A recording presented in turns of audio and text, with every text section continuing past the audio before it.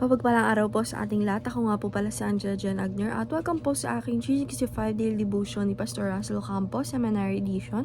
At ngayong araw po ay November 28, 2025 at ang topic po natin ngayong araw ay Zion. Part 1. Ano ang tunay na kahulugan ng Zion? And yung scripture po natin ngayong araw is Isaiah chapter 2 verse 1 to 4.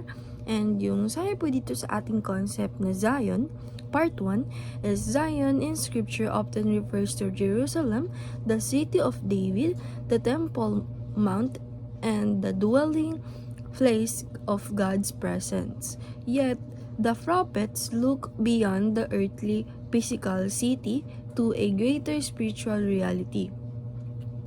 God's eternal dwelling with His people.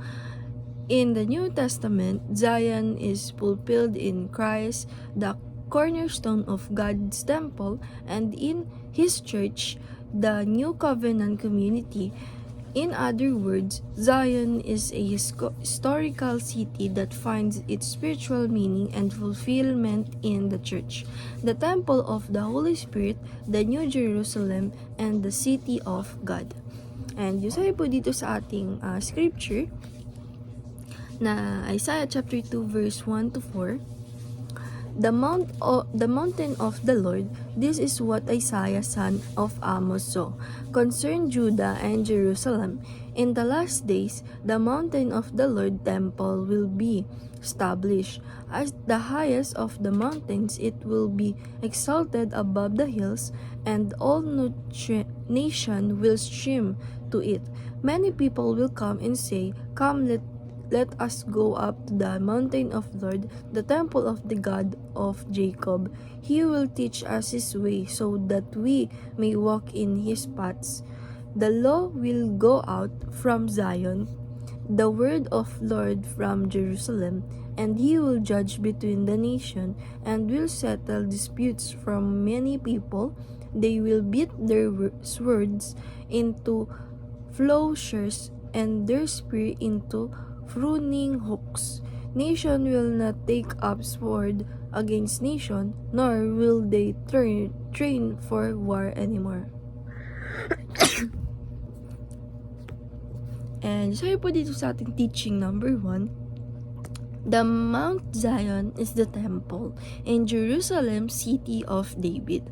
Sabi po dito na yung Zion, isa daw po itong bundok na ito nga daw po ay Mount Zion na tinatawag na temple ng Jerusalem, na kung saan ito ay city ni David. And teaching number 2, Mount Zion is the church, New Jerusalem, city of God. Sabi po dito na yung Mount of Zion, ito naman daw po, hindi lang siya yung church, hindi lang siya yung city ni David, but ito daw po ay isang church na sa New Jerusalem. Ito daw po ay tinatawag na city of God or mountain of God. And teaching number 3, Mount Zion is the spiritual mountain, the people of God.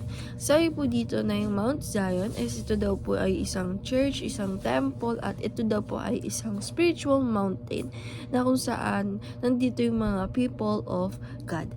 And application number 1, study the Old Testament in light of the New Testament.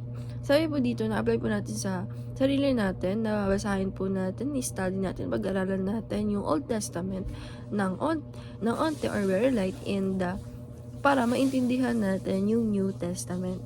And application number 2, understand how the NT writers explain the OT writings. Sabi po dito na i-apply po natin sa sarili natin, na intindihin po natin or alalan natin nga po na intindihan natin kung paano yung NT writers na explain nila ng mabuti yung OT writings. And application number 3, discover how King Jesus and these people, the church, fulfill the prophecy of the Bible. Sabi po dito na apply po natin sa sarili natin of life natin, na i-discover natin, alamin natin kung paano yung ating Panginoong Jesucristo, which is King Jesus, and pati na rin yung people niya, na mapulfill yung church, yung mga prophecy ng church, at malagay ito sa Bible. And dahil lang po yung araw, maraming salamat. God bless.